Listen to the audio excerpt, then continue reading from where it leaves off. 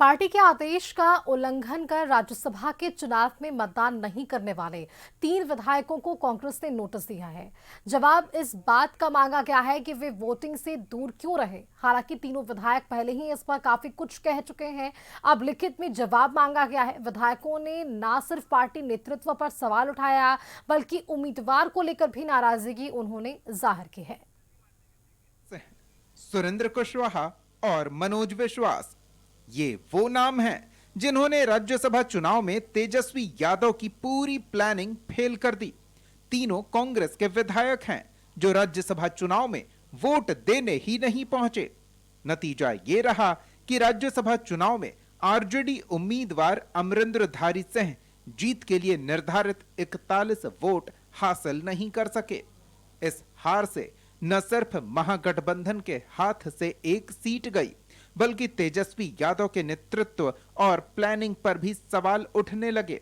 अब कांग्रेस ने वोटिंग से गायब रहने वाले विधायकों से जवाब तलब किया है और 2 दिन में कारण बताने को कहा है। इन विधायकों ने मतदान के दिन कॉल करने पर फोन नहीं उठाया और बाद में उनका फोन स्विच ऑफ मिला था। कांग्रेस की अनुशासन समिति ने इन विधायकों के खिलाफ सख्त कार्रवाई के संकेत दिए हैं। पिछले 16 मार्च को इसी बिहार विधानसभा में राज्यसभा के लिए चुनाव हुआ था, जिसमें विधायक अपना वोट कास्ट करने के लिए पहुंचे थे। लेकिन कांग्रेस के 3 विधायक जो थे इस राज्यसभा चुनाव में गैर हाजिर रहे थे। अब ऐसे में कांग्रेस हाईकमान ने इस पूरे मामले को लेकर गंभीर रुख अख्तियार कर लिया है और गैर हाजिरी को लेकर कांग्रेस ने जो 3 विधायक हैं, मनोहर प्रसाद सिंह, सुरेंद्र प्रसाद और मनोज विश्वास, इनसे स्पष्टीकरण की मांग की है। 2 दिनों के भीतर जवाब देने का अल्टीमेटम इनको दिया गया है। महागठबंधन की हार की बड़ी वजह यही मानी जा रही है कि ये तीनों विधायक भी मतदान से गैर हाजिर रहे थे और निश्चित तौर पर इससे बड़ा झटका लगा था महागठबंधन के उम्मीदवार को। राज्यसभा चुनाव में कांग्रेस के इन 3 विधायकों की अनुपस्थिति के कई राजनीतिक और संगठनात्मक मायने हैं। सबसे पहले यह घटना पार्टी अनुशासन पर गंभीर सवाल खड़े करती है। किसी भी चुनाव, खासकर राज्यसभा जैसे अप्रत्यक्ष चुनाव में हर एक वोट की अहमियत होती है। ऐसे में विधायकों का गैर हाजिर रहना न केवल जिम्मेदारी से बचना माना जाता है, बल्कि यह पार्टी लाइन से विचलन का संकेत भी देता है। दूसरा बड़ा मायने यह है कि गठबंधन की एकजुटता से जुड़ा हुआ यह मामला है। जब गठबंधन की हार का कारण कुछ विधायकों की अनुपस्थिति बनती है तो यह सहयोगी दलों के बीच अविश्वास पैदा कर सकता है। इससे भविष्य में सीट बंटवारे, राजनीति और तालमेल पर असर पड़ना लाजमी है। तीसरा पहलू यह है कि विपक्ष और जनता के बीच यह धारणा बन जाएगी कि पार्टी के भीतर आंतरिक मतभेद या असंतोष है। फोन का स्विच ऑफ होना और संपर्क से बाहर रहना इस संदेह को और गहरा करता है कि मामला केवल लापरवाही नहीं, बल्कि किसी रणनीतिक या व्यक्तिगत कारण से जुड़ा हो सकता है। चौथा मायने यह है कि संगठनात्मक स्तर पर इसका असर अनुशासनात्मक कार्रवाई के रूप में दिख सकता है। यदि संतोषजनक जवाब इन विधायकों ने नहीं दिया तो पार्टी इन विधायकों पर कार्रवाई कर सकती है, जिससे अन्य नेताओं को भी सख्त संदेश जाएगा कि पार्टी निर्देशों की अनदेखी बर्दाश्त नहीं की जाएगी। यह घटना आने वाले समय में बिहार की राजनीति में समीकरण बदलने का संकेत भी हो सकती है। छोटे छोटे घटनाक्रम ही बड़े राजनीतिक बदलावों की भूमिका तैयार करते हैं। इसलिए इस मामले को केवल अनुपस्थिति के रूप में नहीं, बल्कि एक बड़े संकेत के तौर पर भी देखा जा सकता है और देखा जा भी रहा है। तो निश्चित तौर पर इस पूरे मामले पर जिस तरीके से कांग्रेस विधायकों का, जो तीनों विधायक थे, उनका रवैया स्पष्ट हुआ है, वैसे में अब कांग्रेस हाईकमान गंभीर है और देखना होगा अगर संतोषजनक जवाब नहीं मिल पाता है तो कांग्रेस हाईकमान इन विधायकों के खिलाफ कौन सा एक्शन लेती है।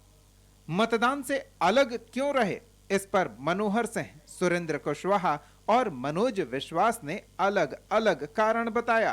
किसी ने गलत कैंडिडेट चुनने की बात कही, किसी ने उम्मीदवार की जाति का मुद्दा उठाया, तो किसी को सम्मान न मिलने की शिकायत रही। हालांकि तीनों ही पार्टी के प्रति निष्ठावान रहने की बात भी कह रहे हैं। लोगों की बात का क्या है, जिसको कहना है अपना कहे। उनको कहने के लिए कोई रोक नहीं सकता है, न कोई उसको मना कर सकता है। मैं सिद्धांत पर काम करता हूँ और मेरा सिद्धांत है जो निचले तबके के लोग हैं उनको प्रश्रय दिया जाना चाहिए। और जो जो लोग आप बोल रहे हैं कि महागठबंधन का जो उम्मीदवार दिया गया, तो महागठबंधन का उम्मीदवार डिक्लेयर कहाँ किया गया था कि महागठबंधन का उम्मीदवार है? तो आरजेडी का उम्मीदवार था। तो हम लोग को तो नहीं कहा गया भाई महागठबंधन का उम्मीदवार है। दूसरी बात है कि जो उम्मीदवार थे वह हम लोगों के सिद्धांत के अनुरूप नहीं थे, इसलिए मैंने वोट नहीं दिया। पहले आया नाम कि तेजस्वी जी लड़ेंगे, उसके बाद में आया हिना जी लड़ेंगी, उसके बाद में तो मान लीजिए कि दोनों आदमी के बाद में आ गया एडी सिंह का। तो हम ही कह रहे थे कि महागठबंधन में क्यों नहीं मुकेश सहनी, क्यों नहीं दीपक यादव, क्यों नहीं राजेश राम, इन लोगों को भी मिलता मौका।